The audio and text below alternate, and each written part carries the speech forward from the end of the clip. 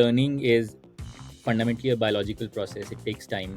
You can't run A/B tests on learning the way you can on like a, a food ordering homepage, right? You have to test out stuff over months and years before you can say, okay, this seems to be working, and therefore let us scale it, right? And even then, education interventions are notoriously hard. The Bill and Melinda Gates Foundation ran a study where they spent hundreds of millions of dollars on teacher training interventions just to find out that there's no intervention they have found that conclusively improves teachers.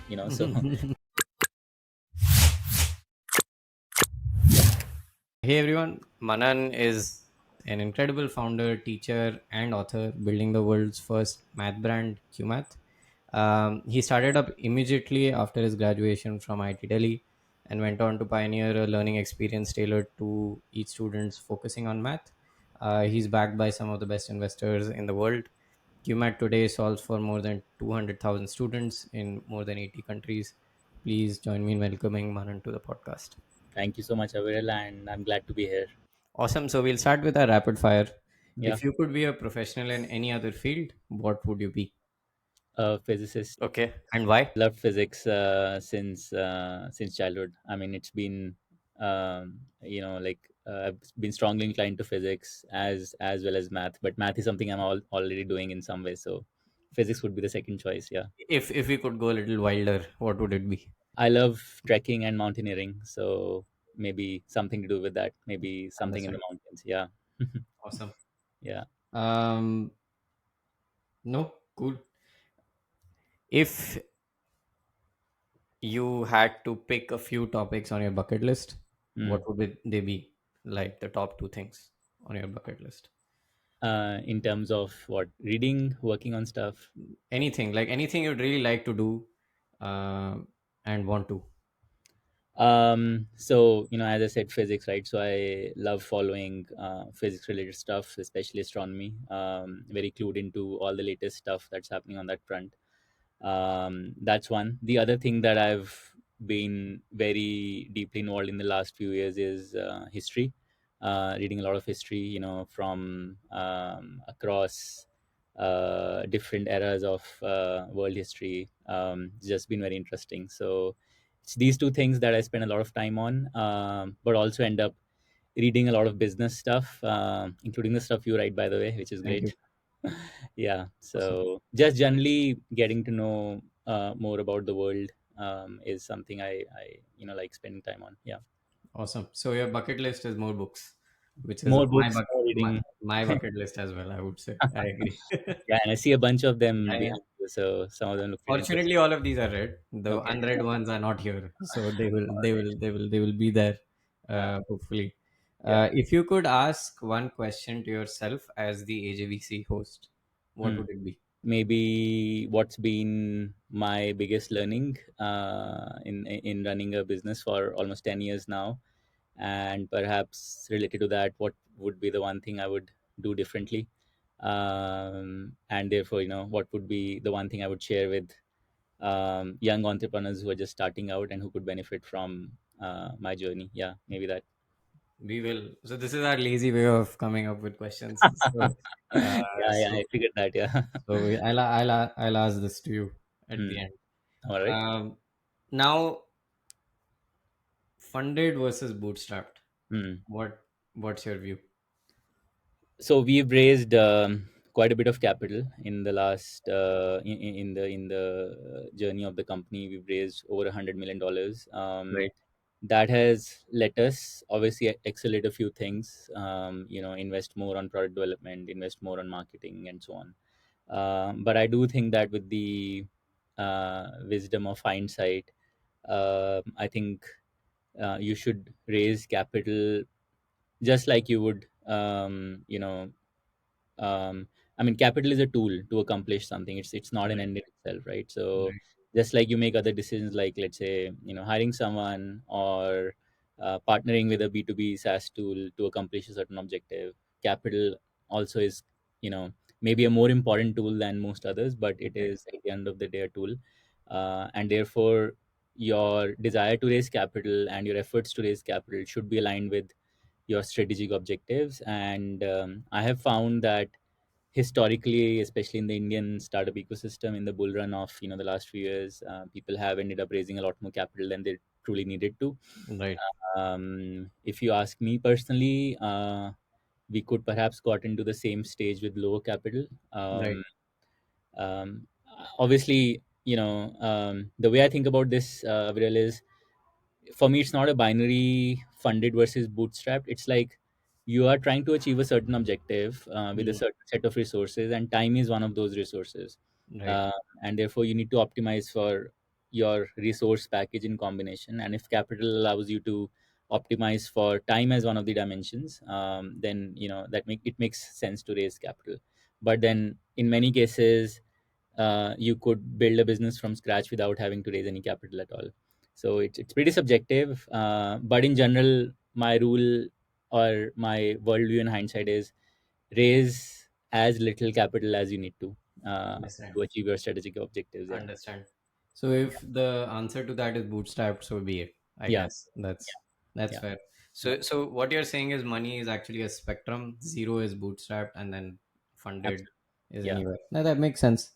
yeah, Um, like I think fundamentally, if there is a market where there's competition and you need to establish a behavior, it's almost impossible to do it without capital. yeah, But there are a lot of markets, like let's say stockbroking in 2010 on the yeah, internet, where yeah, you perhaps didn't need capital. But today, if you start a stockbroker, obviously you'll need capital. So yeah, you can't have a zero dha in 2021, but you yeah. could have a zero dha in 2010. Again, these kind of things. And the other maybe category would be spaces which require deep upfront investment, Right. like deep tech of any Correct. kind, Correct. where you need that capital just to get something off the ground. That makes sense. Yeah, That makes sense. yeah. Um, if you had to describe QMath's culture in three words or Hmm. three terms, what Hmm. would that be? I often use this phrase called service of the child. I'm a teacher first and an entrepreneur second, Hmm. and I think somehow that's flown into what we do at QMath, and everything we do, we at least try to do it with a kid first lens, and that pervades everything. So I would say service of the child, very outcomes oriented thinking. How can we do better for creating outcomes? In fact, for us, outcomes take precedence over many other things in a typical business. And yeah, I think very mathy culture, so lots of folks who love math, who are just math nerds, or who've done math all their life. Right. So if you walk into the QMath office, you might find two people just like jamming it over a puzzle or something, Nice. and that's pretty common. Yeah, That's awesome. yeah, That's yeah. awesome. I think Mm. it's a different culture. I'd love to revisit a lot of the math that I did. Oh yeah, Sometimes I look at the questions I solved in my JE and I wonder if I yeah, was the same person. yeah, Uh, yeah, good days. yeah. Um, Mm. and finally, on the rapid fire, Hmm. what's one truth that you believe in, which very few people agree with you on? Oh, that's the Peter Thiel question. Yes. If I had to maybe take the context of um, education in particular, I think there's this massive narrative going on that teachers will become outdated, to be replaced by technology and AI, and students will be learning from sophisticated AI bots in the next 5 to 10 years. And while I don't disagree with the fact that AI will get like really sophisticated and will do perhaps everything a great tutor does, but I think my view is slightly contrarian in the sense that I think it's the human and the AI combination that'll drive the best outcomes in a child's mind. Ultimately, learning is about reshaping the child's mind, and it's not just a technical process, it's also an emotional process, it's a Right. psychological process, it's a neurological process, right? So there's so much happening in the child's brain, and I think it's that combination of a human and an AI, when you bring them together, is when we will see the most impact on young learners. But I do think that a lot of the zeitgeist today is all about hey, you know what, tutors will get outdated and obsolete, and I don't think that's going to happen. I actually agree with you. Hmm? So it's good. I'm maybe believe this contrarian thing as well. All I right. also think that it may be a bit sad if people rely on AI too much and Hmm. they shortcut the process of learning, Hmm. because Hmm. learning in itself is a skill, Yeah. right? And like if you are going to be too spoon fed, Yeah. it's that thing where you remove friction and it becomes Yeah. problematic, right? Absolutely. Because we are in this, we are part of the same ecosystem where everything like, oh, remove friction, Yeah. life's going to be better. But I think, Yeah. friction is useful. Yeah. Absolutely. uh, like you go to the gym for friction, you don't go to gym because you want to reduce friction. Yeah. And I think, I feel the same thing. Hmm. In fact, I was seeing like a lot of these guys when GPT-4V came out, they started Hmm. putting pictures of Hmm. a math paper with a Being simple solved by. calculation Yeah. being solved by just a visual, like six math problems. Yeah. I mean, they were simple arithmetic; they were not really complicated. And then I Hmm. looked at that and I felt, a calculator also could do this, Yeah. but Yeah. Yeah. you and I, we took J long after calculators were there, and we didn't use our calculators, Yeah. right? So Hmm. I think the exam is to teach us how to learn, teach us how to Yeah. think, and that's very important. Yeah. And I hope we Absolutely. don't lose that. So I, Yeah. I do agree with you. Hmm. I think teaching is an emotional job. It's a mentorship. There's psychology. It's so much more than just. There's Um, a fundamental human element to correct, those, which correct, is hard to correct. replace. Hmm. It's not like you like physics. I was studying physics, so we have common. It's not like Feynman invented a lot of the physics he taught. Hmm. He Hmm. taught it in a very different way. Exactly. Yeah. And I don't think a machine can do that. Yeah. Yeah. Let's see. But yeah, I think the combination is going to be the killer combination. Yeah. No, absolutely.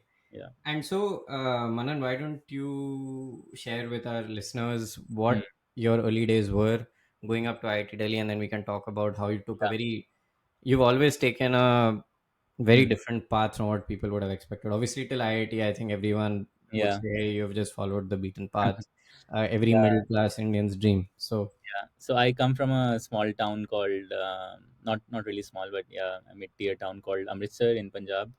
And both my parents have been university professors. My dad has taught chemistry. My mom's taught biology. And I think since my very young days, math and science kind of pervaded the household because of that. And I used to see them teach and guide their PhD students, and they had like wherever we stayed on a university campus, there would be like a big library, and I had access to good books. So I think some of that really helped in the initial shaping of those early years. And math is something that I fell in love with pretty early on, math and science, but maybe math more than science. Physics a close second perhaps. And yeah, and I think for the longest time I thought about working in math or working in science, maybe following my parents footsteps and doing some research of some kind. And then I think in grade 10, friends and family recommended that I should write the JE exam, as happens with a lot of other people from mid-tier towns who are not so aware of the whole IIT system and so on. So I moved to Delhi, prepped for a couple of years, then went to IIT Delhi. I wanted to take physics. That's like one story. engineering physics. No, this was I wanted to do the physics course in IIT Kanpur. Oh, okay, the 5 year The MSc. 5 year, yeah, but I was dissuaded from it Okay. by well-meaning family members, Yeah. and then I ended up. Electronics was a huge area of interest because me and my younger brother, we used to do a lot of electronic stuff. We used to Right. build circuits and radios and so on. So I took up that course, and I You do. also would have presumably had a very good rank, is what I I did, inferred. yeah, I did, Because you yeah. casually said electronics, but like for people I mean, there are very few people who may not have done the JE, but getting computer science or electronics in any of the old IITs is super hard. Like you need to have a sub 500, 600 rank Yeah, to yeah. do that. So, and then I think the IIT experience was a bit mixed for me. Obviously, IIT has like the concentration of some of the smartest people in the world. Some of the professors are great and so on. But I maybe I had expected something different, a lot more hands-on experience and so Right. on. But the experience was perhaps like in a different direction. I wouldn't comment on whether it was productive or not, but I do think I could have tried working, or I could have worked harder. I did manage a pretty good GPA, but I think the IIT Delhi culture also was somewhat like, on my first day I was told that studies are not important, and you should like focus on extracurricular stuff and so on, which is weird now in hindsight. But anyways, like went through those 4 years, ended up doing a lot of maths and physics courses on the side. And I think in my second year at college, one of the things, partly it was out of just the desire to make some pocket money. Partly it Right. was because I had this inclination towards math, and I would teach my friends and juniors and family members, kids in my family and so on, that I started teaching. So I took up a space outside campus and set up my own classes, and started teaching math to JE aspirants. And I was in my second year, and my students were only a couple of years younger than me. So Hmm. that's how my journey started in this space. And over the next couple of years, as I was doing my course at IIT, I was also teaching Right. during evenings and weekends. And by the time I was graduating, that setup had grown big, lots of students coming in, lots of revenue being generated. So I decided to kind of continue with that full time. I had a co-founder who used to teach physics. He loved physics, I loved math. So we came together, we set up this business called Locus, and Hmm. that's how my journey kind of formally started in this space. My parents were not too thrilled about it. Hmm. They wanted me to do some higher education or something, but I just went with it and ended up doing that for the next several years. So I have a pretty good sense of the entire test prep space. During those years, I would have personally taught more than 10,000 kids myself. Wow. That Yeah, is so insane. yeah, and met students of all kinds, saw some incredible transformation stories, and really understood deeply the whole mechanics of the learning process and how students think and learn, and their psychology and so on. What's Uh, your most inspiring transformation story? So one of my students came from a small village in Haryana, Hindi background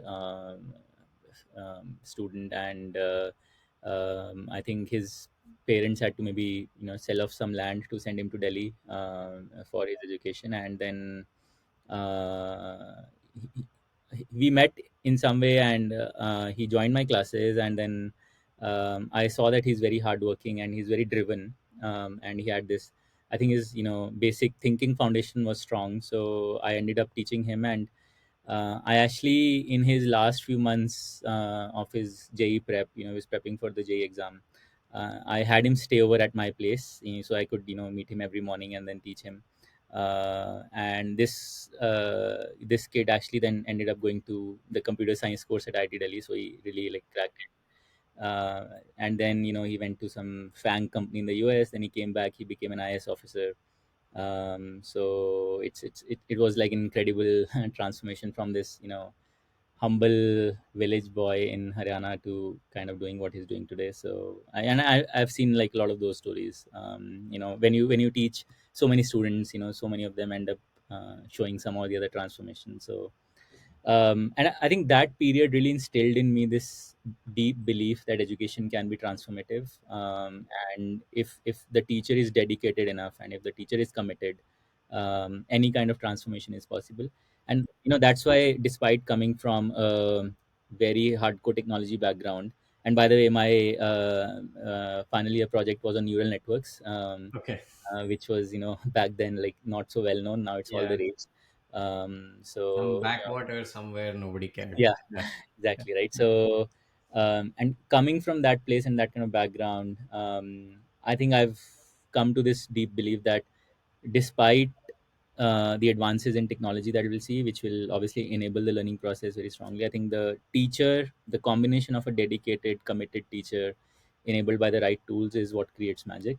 And I think that whole first phase cemented that. And then I started QMath after that in This is 2004. Okay, so this is what time frame, Locus? This is about 2007 when I graduated Okay, to about 2013. So yeah, about 7 odd years. got it. And the student that you talked about, you taught around this time.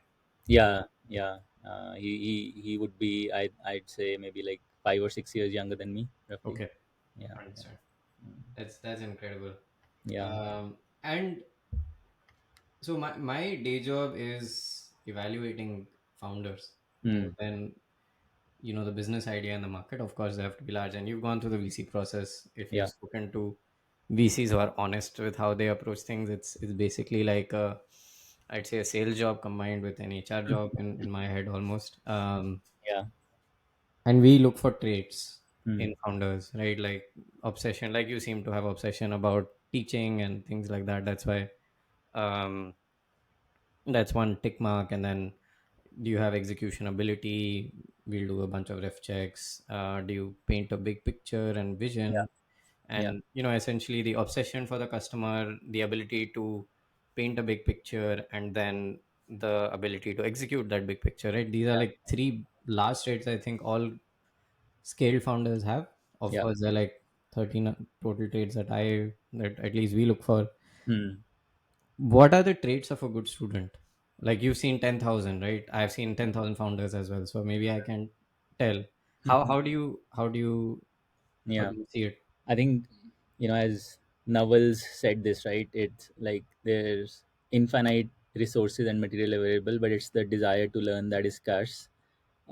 I think that desire to stick with the learning process, that desire to struggle and to get stretched, to put in the effort, I think that is in my mind the make or break. If that is a given, if that desire or that drive to learn, and to go through some kind of uncomfortable struggle and expand your mind's horizons, if that exists, then everything else is possible. But creating that is, I think, the hardest task of a teacher, and no How do you technology. judge that, Manan? Is it possible? Like, are there symptoms? Like, I can see an obsessed founder, for Hmm. example. Like, you seem like an obsessed founder. I've just spoken to you for 10 minutes, but there are like already some signals you're giving. So, I think it's in the subtleties, when you so I'll give an example, right? So let's say you're discussing something with a student. There are the obvious signals on how engaged they are, how curious they are, how let's much they maybe want to. take the Haryana kids Okay, sure. example because, like, how did you understand he had a spark, hardworking? I mean, it's a simple Yeah. example, but Yeah. So this kid, right? So firstly, all the obvious check boxes are ticked, like, he'll turn up on time, he'll sit through all the classes, he'll do all his assignments on time, and so on. So there's those obvious signals right. that are there. But then there are the subtler signals that you pick up in a class, like, okay, if you say something, does that ignite that spark of curiosity and questioning in the student's mind, and do they follow up and ask you something in return, right? Hmm. Ultimately, good teaching and learning is a Socratic dialogue between the teacher and the student. Right. And the extent of the student's participation in that dialogue, in that two-way dialogue, tells you how switched on that student is and how driven they are to really kind of absorb what you're giving them. And this kid, he would take even the slightest remark I made. Maybe I said something offhand, like, there's this edge case that we'll not talk about now. But he would go back and look up that edge case and then come back and Hmm. discuss it with me, right? So you see Amazing. that drive, you see that desire to kind of, I think somewhere it's a desire to be a master of something, Right. there's the desire for mastery of something. And if there is that desire that exists, no matter what field it may be math, it may be music, it may be art, it may be anything. It's that burning spark, that desire to master something, that is, I think, the key to really getting Hmm. successful. And if the student has it, or if the teacher is able to create that inside the student, then most of the battle is won, right? Because then Hmm. everything else will fall into place on of its own accord. And I think that is what we try and get our teachers to also do, like, how do you create that strong motivation in the child's mind so that they want to come to your classes and they want to learn math and they want to struggle. There's this notion that struggle is bad, which we're trying to beat by saying struggle is good if it's the right kind of struggle. So Right. it's that combination of obvious signals plus the subtler signals, um, Plus I think there's this deeper kind of element of perseverance. Like this student of mine again, right? So he would stay with the problem for perhaps weeks, even, like he like not Mm. give up. And maybe like 3 weeks back he would come and say, look, I tried it and here's how I was able to solve it, right? And sometimes you're like, oh man, okay, this is amazing. Hmm. So yeah, yeah, these students end up inspiring the teacher in turn, to work even harder. So Do yeah, they care about marks? that's interesting. Some of them are driven by marks, some of them are, I'd say, nurtured or conditioned to care for marks, or for a JE rank in this case, and so on.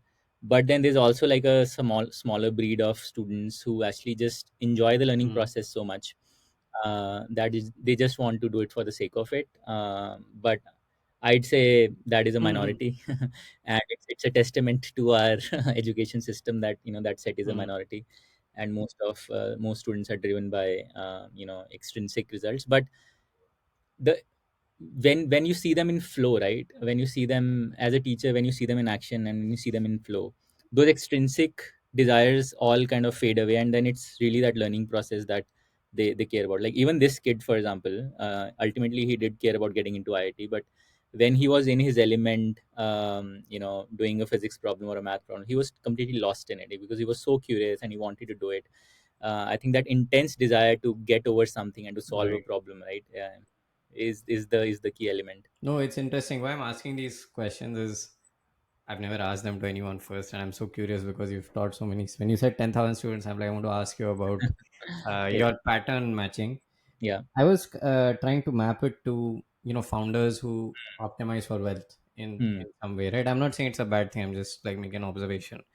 I think somehow the ones who are really solving the problem Hmm. end up scaling the most, Hmm. if conditions are right and all those things. Hmm. And my experience with knowing J rankers 1 to 10, I think the 1 to 10 guys or girls are Hmm. almost always these purest Hmm. problem lovers. Yeah. Yeah. I've yet to come across some who had been like, oh, I want to be J rank 1. Hmm. Hmm. I don't know, I mean, if your experience has been the same, or Hmm. it's just my observation.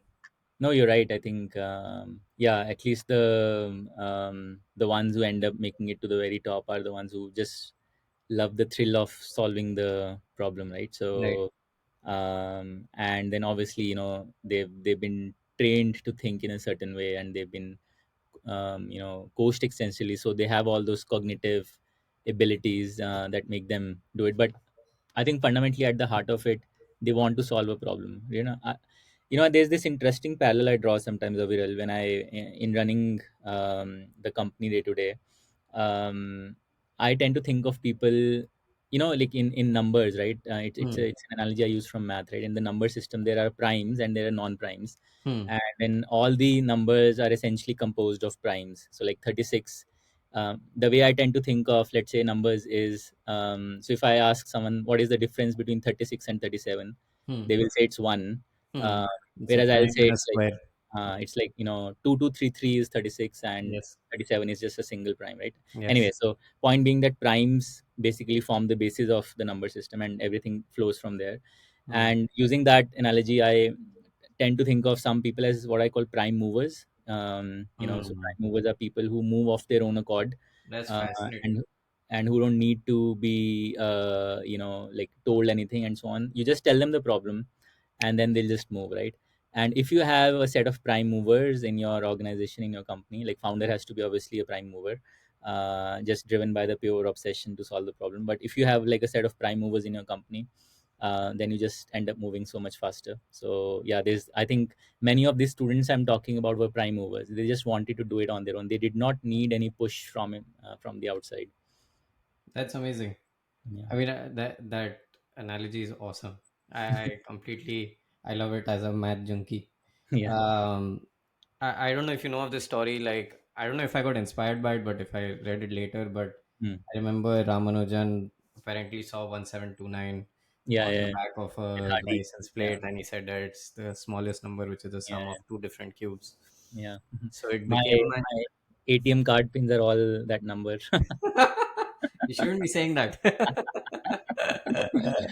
Yeah. But it became my pastime to prime Mm. factorize license Ah, plates. okay. I'm sure you Interesting. must also be doing that, but I don't know if that happened after or before. But I've always liked doing it. Mm. And so, when we were discussing this about marks, you Mm. mentioned that that's the issue with the system.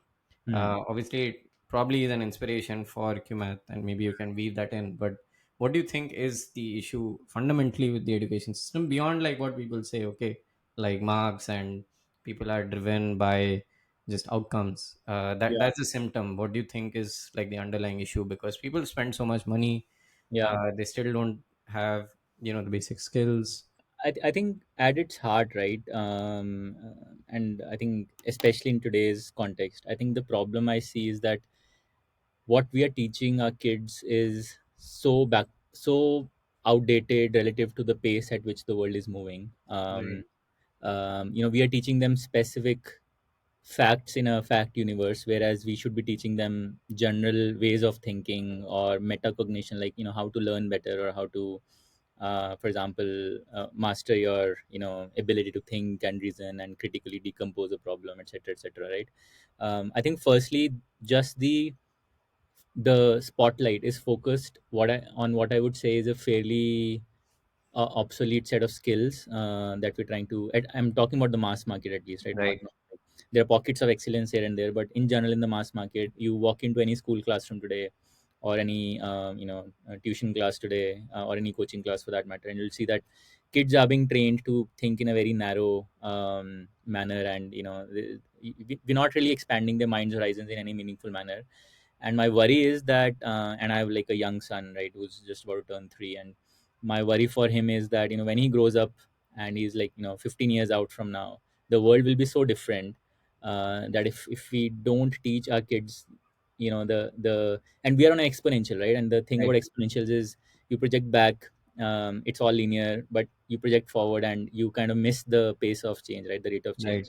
And if we really have to be relevant, if we have to have our kids to be relevant in the next decade and etc., right, we need to teach them the right things, which are much higher up in Maslow's hierarchy, metacognition and so on. So I think that's one, right, the kind of stuff we're teaching our kids.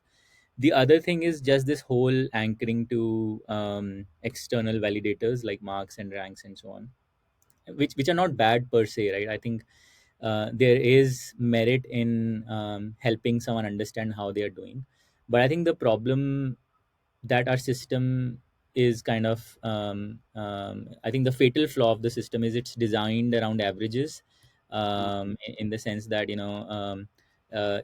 it unidimensionalizes every student, saying okay, this Right. kid 99, this kid 98, this kid 92, and so on, right?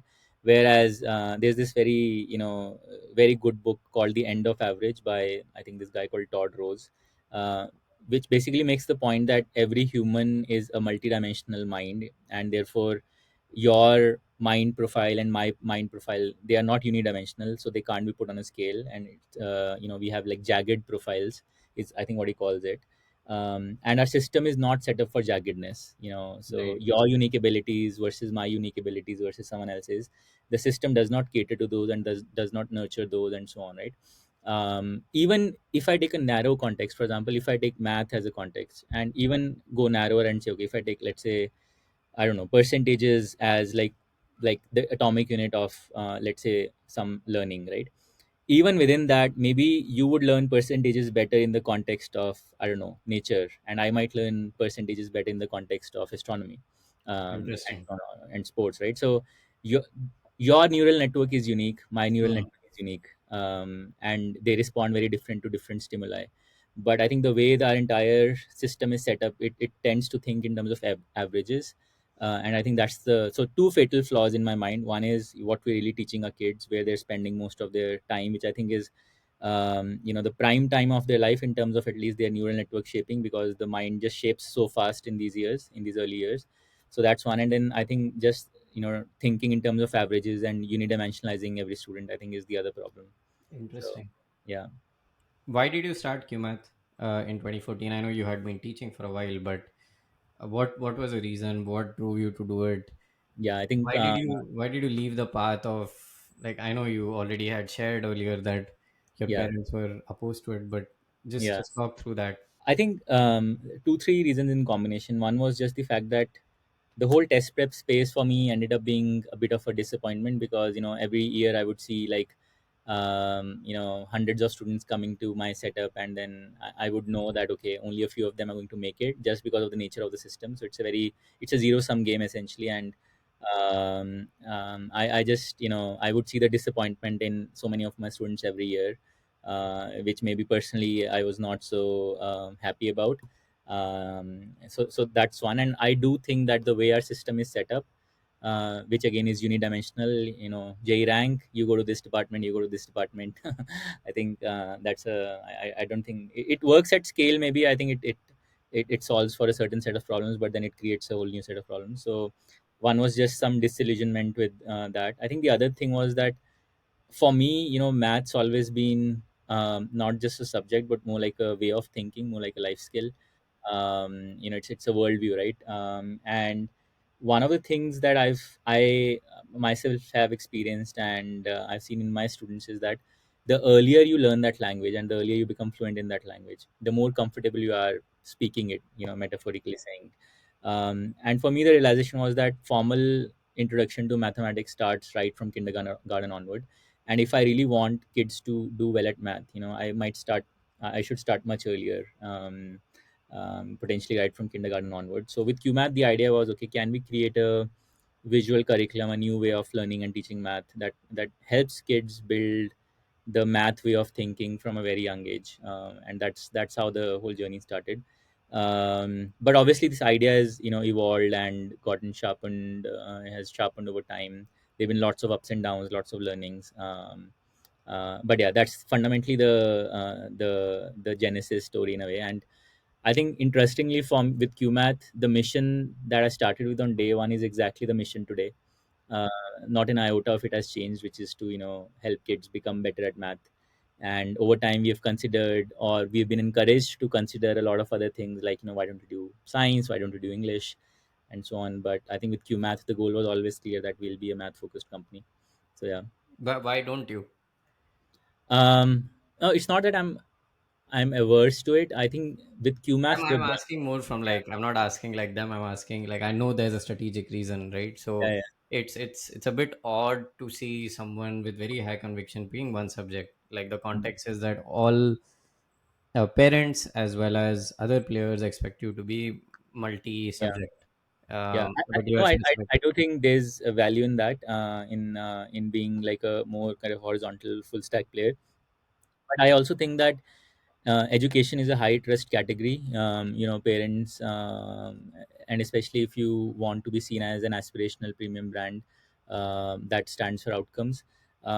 It's like, if you want a cardio surgery, you'll go to a cardiologist and not a GP. So even if you end up setting up like a multi specialty hospital, you better have a good cardio department, and you better have a good science department, and so on. So that's how I tend to think of it. Like, ultimately, I see myself doing a lot more in education. I would love to open schools. That's my goal, because I think the whole system needs to change very fundamentally. And just playing in the after school space may not be is limiting in many manners. But that's some point out perhaps. But I do think that. A certain brand should stand for something, and with QMath, at least, it's about excellence in math learning. Maybe if we do science, it's a different brand and it's a different approach, and we would want to build a great curriculum for science as well. Personally, I love programming, for example, and I think every kid should learn. I don't mean the narrow sense of coding, learning a language, but the art of programming and computational thinking. I think every kid should learn it, and would love to explore that at some point. So I'm not averse to it, but I just think that there has to be like it has to be strategically done in a thoughtful way. Understand. How Yeah. were early days for you? And I mean, you had a very roller coaster kind of journey Yeah. to QMath, if you can talk through that. Yeah. And specifically also the process of building a company, the struggles of an education company, struggles of Mm-hmm. a founder. I know I'm asking a lot of questions, but Yeah. uh, Yeah. I started in coincidentally our birthday is December 22nd, which is the National Math Day in India, because it's Amazing. Ramanujan's birthday. Amazing. So Was December. that by choice? It seems like it was. So I started in December 2013, towards the second half, and then I Hmm. chose that as like, okay, this will be our founding It's day. close enough. Yeah, close enough. So this December will turn 10.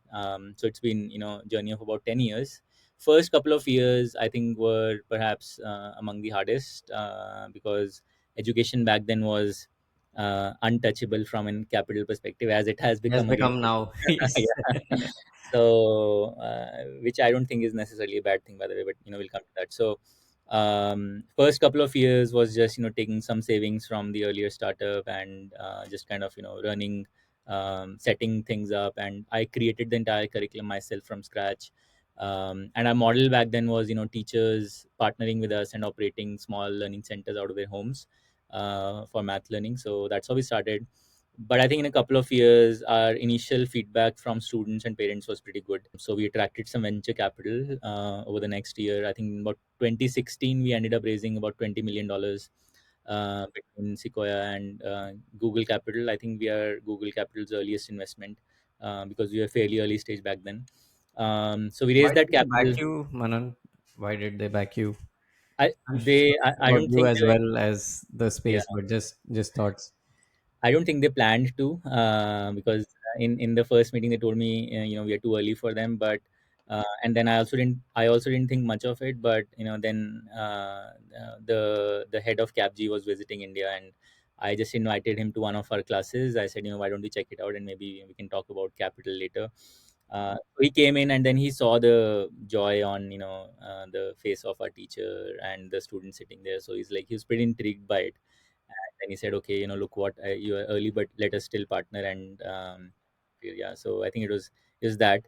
And CapG has been a really good partner for us. So yeah, so that's how it started. And that capital allowed us to scale pretty fast, but also led to me, or like the company in general, making like a bunch of operational mistakes, like for example trying to scale before you have true PMF, not looking at the right metrics, and perhaps looking at metrics that, once you look under the hood, you realize the picture is not so pretty, etc., etc., right? So all the classic mistakes that a first time founder would make.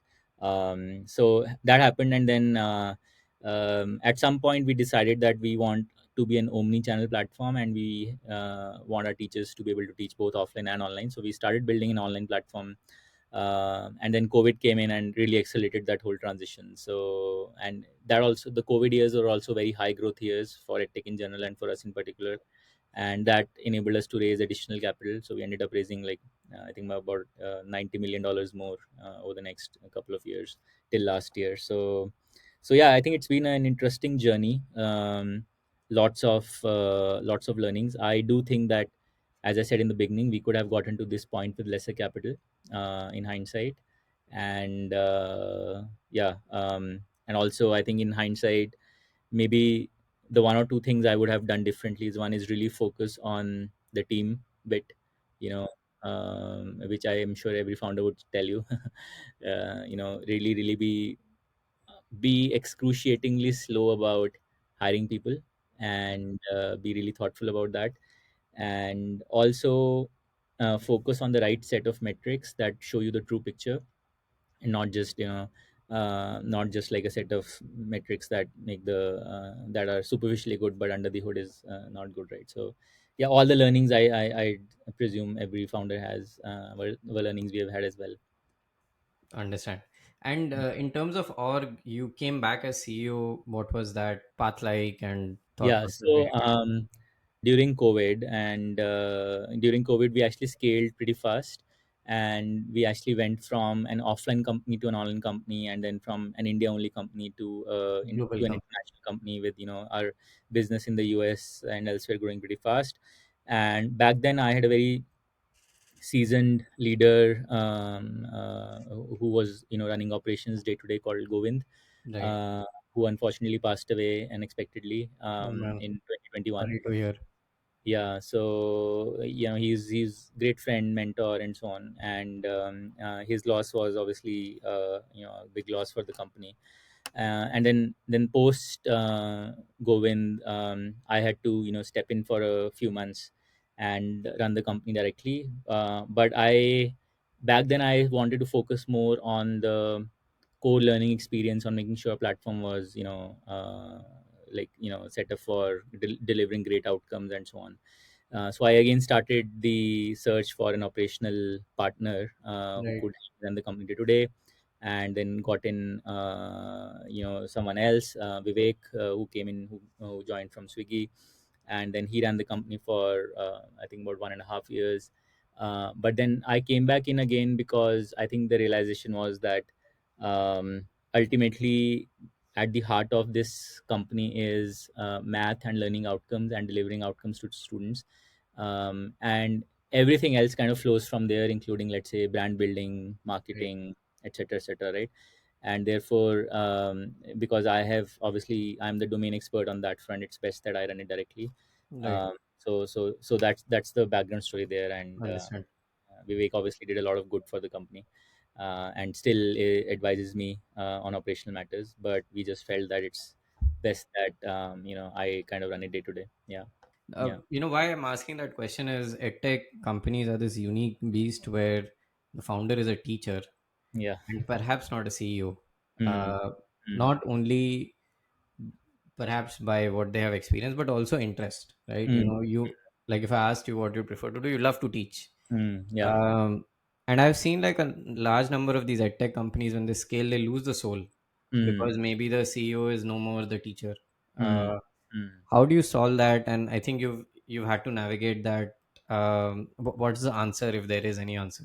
Yeah, that's a very penetrating question, but I think it's the you've kind of gotten to the heart of the matter. I think education, edtech, you know, edtech is fundamentally education, right? And education is like maybe one of the few spaces where I think it has to be run day to day with very specific domain context in mind, because ultimately the service you're offering is impacting students and teachers, and there's like a very specific set of in interactions and exchanges that happen on the platform. Like in our case, for example, we are a one-to-one live online class platform where teachers teach math to kids from across the world in live classes.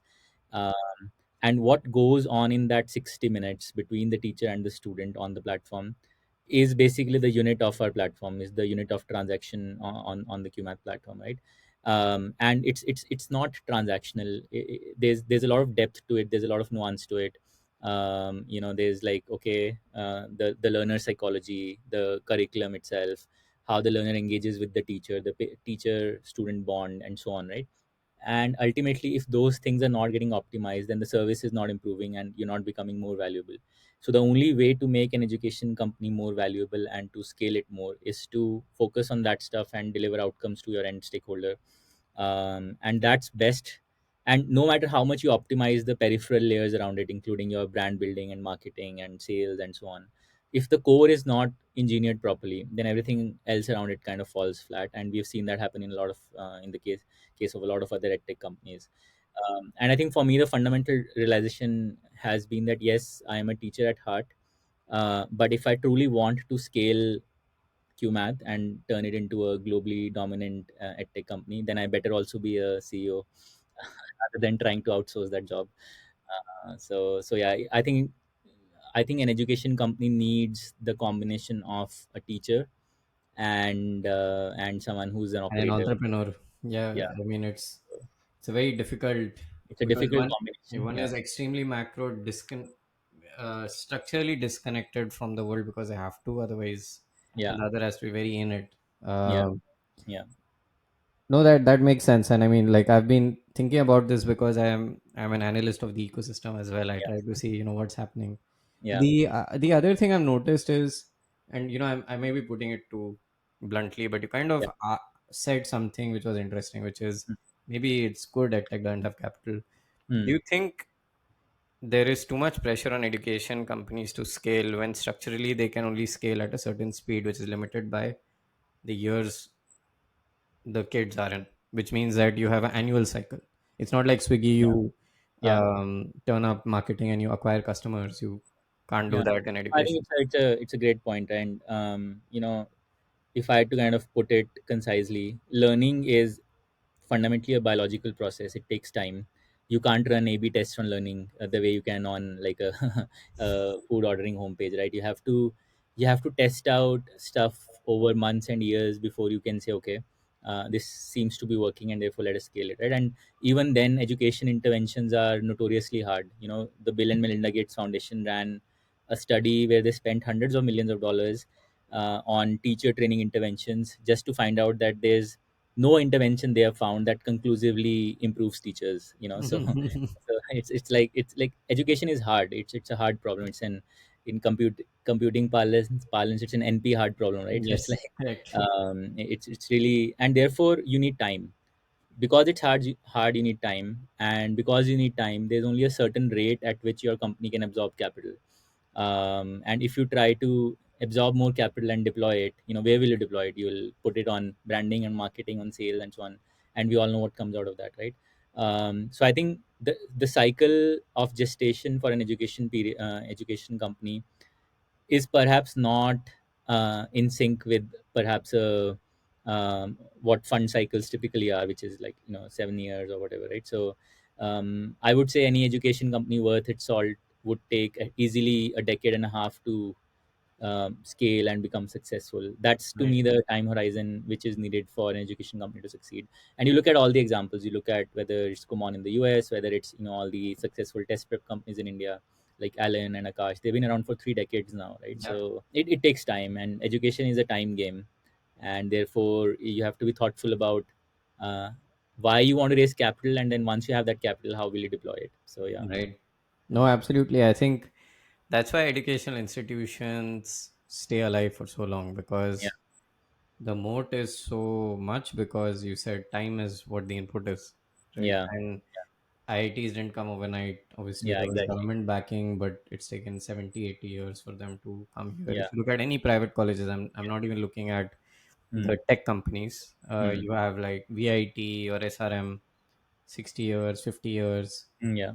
It takes a long time Yeah. Yeah. uh, to get that flywheel running. And I think it is, like you said, you put it beautifully when you said learning is a biological process. Yes, it's like Hmm. I always call this laws of physics in some way, that everything is eventually constrained by physics, right? So Yeah. sometimes you are pushing the pedal against physics, and you cannot push the pedal Exactly. against physics, because that's, Exactly. it's like Yeah. violating a norm. Yeah. Yeah. And what are your thoughts on what's happening in the edtech ecosystem today? Look, I think it's not surprising in hindsight that what's happening is happening because fundamentally because of this, right? That if you are ultimately in education, I think there are no network effects Hmm. the way there are in, let's say, a ride hailing service or whatever, right? So there's no point in land grabbing, because I mean, no matter how big of a brand you are, the parent or the student will instantly switch to the neighborhood tutor once they realize that you're not delivering outcomes to them. Right. And therefore what you really need to do is invest your capital and your resources in delivering better outcomes, because then everything else is word of mouth after that, right? Half of our admissions, for example, have happen via referrals, for a certain reason that we try and work a lot on outcomes and showing those outcomes to parents and so on. I think a lot of the chaos in edtech today is about this fact that we kind of strayed away from uh, genuinely delivering those outcomes to treating edtech or education as other industries and applying the same metrics to them and the same laws to Right. them, which obviously had to. And by the way, this cycle is not new, right? We had like a Yeah, decade back, absolutely. Yeah, we yeah. had other History players like repeats HMI. itself. So, I yeah. mean, so I'd written about the large edtech company that we Hmm. have, and I I noticed that it was a fantastic sales and marketing company, but it was perhaps not doing anything on outcomes. Hmm. And Hmm. maybe that's a good business. I mean, you eventually, but I think if you're doing education, someday the outcomes will catch up with you. I mean, Yeah. education means, did I improve the outcome? I used to find it really odd when you had an edtech company. I know it's a bit strange when I say this, when you had Alan saying I have 100 ranks. It's very important because Mm. at least Mm. they can claim that I have 100 ranks. But I Yeah. had so many of these edtech companies that had no results. Yeah. Yeah. And when you have no results, then maybe parents will get smart about it. Yeah. the Absolutely. the other thing that was interesting for me was why this machine continued to work. Now you ask this question is, okay, these outcomes are not working but the machine works, Mm. is because this market doesn't have memory, Mm. uh, which Mm. is that once you go from 6th to 7th, Mm. 6th standard is a new bunch of kids. Mm. I mean, you can talk to the 7th standard kids, Mm. but around you, everything is new. So you have a new Mm. market every year for that particular standard, which is a memoryless market versus Mm. Swiggy. When I talk to you, Manan, you're not in 6th standard or 7th standard. Mm. We are both like buying from Swiggy or Mm. Zomato. So the market has memory, Mm. which is why I think that the sales and marketing cycle Mm. ran for a while before it Mm. percolated.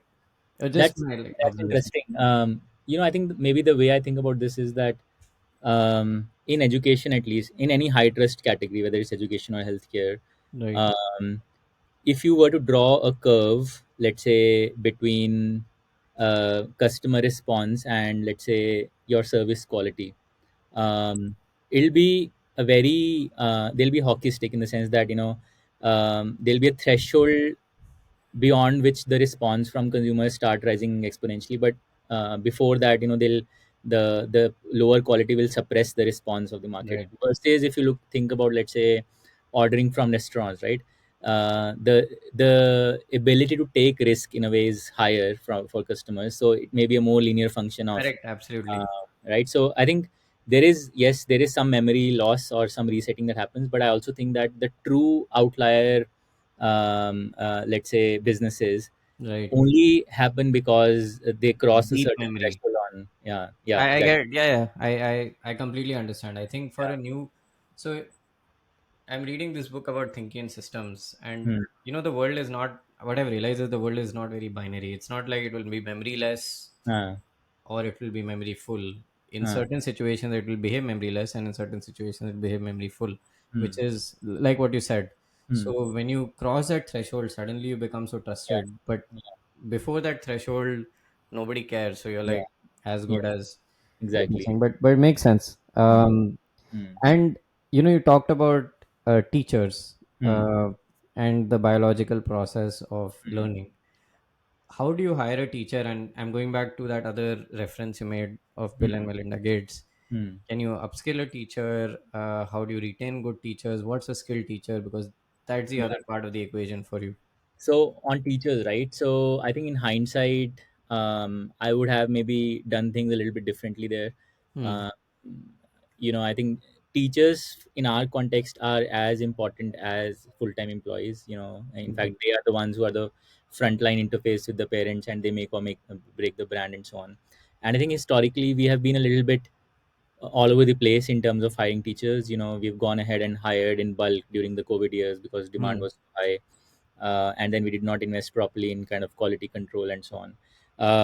And at one point, our teacher base had gone up to about, I think, 5,000 or 6,000, between that number teachers.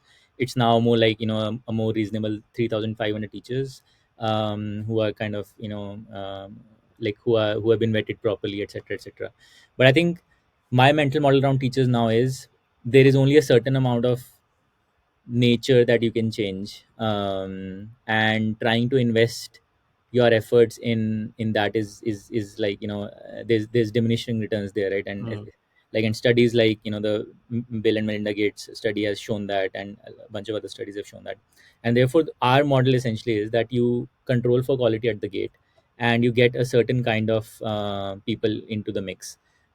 These are people, and we're not talking about math geniuses as Right. teachers. That's not the goal. The goal is to find teachers who demonstrate that care and commitment that I was talking about in the beginning. Because Hmm. if the teacher has that element of care and commitment and ownership of outcomes of the student, then a lot of other things tend to fall into place. Hmm. So what we do essentially is we recruit in a very selective way, and then once we have teachers on the platform, then we enable them and empower them with all kinds of tools to have them operate in what I call the right operating space. So we use this analogy around aviation and plane flying extensively inside the company, where we essentially think of the platform as a plane, and the teacher as the pilot flying it. And then the teacher's operating space or the pilot's operating space is constrained in most cases. Like the pilot can't suddenly bank the plane at like 50 degrees or whatever. Right.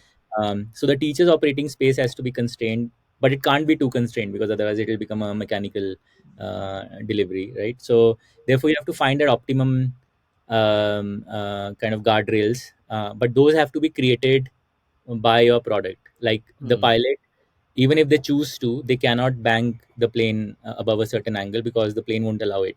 I'll give an example, right? So we find that our best classes are the ones where the teacher talks less and the student talks more. So Hmm. one of the and this is what we call high ratio. High ratio of effort means that the student has to put in more effort and talk more and write more and think more, and the teacher has to be obviously the facilitator, but she doesn't have to do the student's job for them, right? So one of the product features we have is what we call the talk meter. So Hmm. the talk meter essentially goes red when the teacher starts talking too much, which many Hmm. humans are prone to do. And starts telling the teacher that, look, you need to talk less because your talk time is too high now. So it's stuff like that, indicators on the platform that tell the teacher that, look, you're not in the right zone, your ratio is not proper, Hmm. and so on. So that's our secret, right? Get the right attitude people into the mix, but then give them a great plane. Give them a plane Hmm. that's sophisticated. Right. We also call it the Iron Man analogy, right? So you Hmm. put a human into an Iron Man suit and they can act like a superhuman. Right. So our goal is to put these individuals into an Iron Man suit of sorts that allow them to become super teachers, or so you get the idea. These are the metrics you want to measure now, not the ones that you were alluding to earlier, that we cared about the wrong metric. This is a very fascinating one. Yeah, And yeah. So if you look at a set of metrics now, if you look at what we're tracking now, it's very different than hmm. what we would have tracked even like 2 years ago. So I think we've really sharpened our focus to say, okay, this is what matters in delivering outcomes. Retention is our number one metric from a business perspective. Right. It's easier to retain a student than to acquire a new student, and so on. And therefore, let's do a great job with the existing students that we have. Yeah. Is your learning that a teacher is born? It's my read from what you're saying. Maybe I'm wrong, but just No, actually, not really. I think the if there's that element of care and ownership, right, and that hmm. connect with the student, Okay. that you care about someone else's success in life and outcomes. I think that's the key Right. ingredient. That if it is present, then everything else can fall Then into you place. can create a teacher out. So you're looking for empaths, people who Yeah, can yeah. empathize. That So that's a that's a good way to put it. Yeah, yeah, you're so looking for empaths. so empaths are like born maybe, or Yeah. maybe they can be taught. But I mean, again, I'm asking this question because I also wonder: is an entrepreneur born, or can you create an entrepreneur? I don't know the answer even now. I mean, I'm Um, kind of leaning to the entrepreneur is born some, but the nature versus nurture argument again. mm, I think teaching is very nuanced, just mm, like starting a company. yeah, It's such a multi-dimensional activity, it which has is. been very trivialized. Yeah, In our scriptures, the teacher is the highest, right? yeah, yeah, Today, the teacher is probably the lowest. yeah, In a lot of people's minds, they're like, "Hey, who cares?" Right? But I understand why the teacher was put on a pedestal, yeah. because skill is very wide. Because ultimately, in fact, when I talk to Cuemath teachers, I basically help them understand that what they are doing is ultimately, literally at a very biological level, shaping their students' mind. Yeah. They're literally shaping their mind. Right. And in a way, what they're getting to shape is humanity's most precious resource. Like it's an Right. end product of billions of years of evolution, right? And you're getting to shape it, Right. and therefore it's your privilege that you're getting to do it. So we also get our teachers to understand that, look, when you are delivering a class, you're not just doing a transaction, you're actually shaping their very neural network, right? So it's like it's a very different kind of work. Not everyone's cut out for it, so you Yeah. need people who are empaths. Yeah, Yeah. as you said. Yeah. And talking about neural networks, AI, what do you think it's going to do?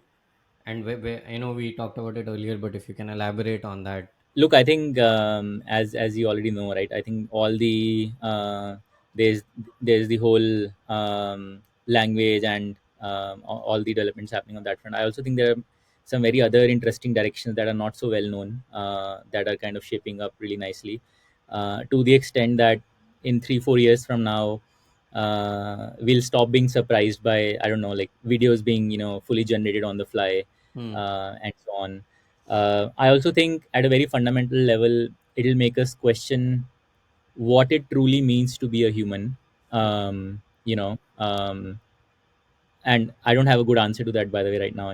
What does it mean to be human in a scenario where these models and these technologies are so sophisticated that they can do almost everything that a human can do. And I think for me, that's a very interesting problem to solve, because I often wonder about it in the context of my own son and in the context of all the thousands of students we have, that what should we be teaching them today, that'll that'll kind of make them differentiated in their humanness, from all the technology that's evolving. And obviously there are many different directions, there are many different answers to it. Some say, okay, there'll be universal basic income, some other Hmm. folks say something else. Some people say that the human level of reasoning can never be achieved, which I doubt. By the way, I think at some point, you will have models sophisticated enough that they'll even reason stuff out. And therefore, it's a very interesting time, because you're an exponential. I think from a learning teaching perspective, I think it's one of the fundamental questions in front of humanity today. Like, if you think about humanity as a whole, and if you think about humanity's young minds, the, Right. let's say, the 0 to 18 years subset of the population, Right. what should we be doing with them that sets them up For for that success. coming future, right? Right. I wouldn't even call it success. I would just call it relevance, even, right? Or Right. like, I don't know. I don't know what to call it. Like, what really matters in the face of this evolving technology? I think that's a very interesting. So, for example, it could be, okay. You need these, or you want these individuals, these students to be outliers on human values, whatever they Right. are, right? Maybe Right. the ability to collaborate or connect or communicate and so on. And therefore, most of the technical stuff gets handled automatically, but then the humans are in the driver's seat on, like, on other stuff, right? I don't know. Right. And therefore, for me, it's a fundamental question today, that if schooling had to be reinvented today, for example, what should it look like? What Right. should we teach our kids? We have Right. 6 hours with them a day. What should we really be doing with them? And Right. I hope to maybe answer that question meaningfully in some time. Awesome. And coming to the question that you said you would ask yourself, what Hmm. are your learnings as a founder over this journey? I think maybe the first and foremost one is just trust your own gut a lot more strongly. I think many founders, especially first time founders, they are just operating from a place where they don't have so much context.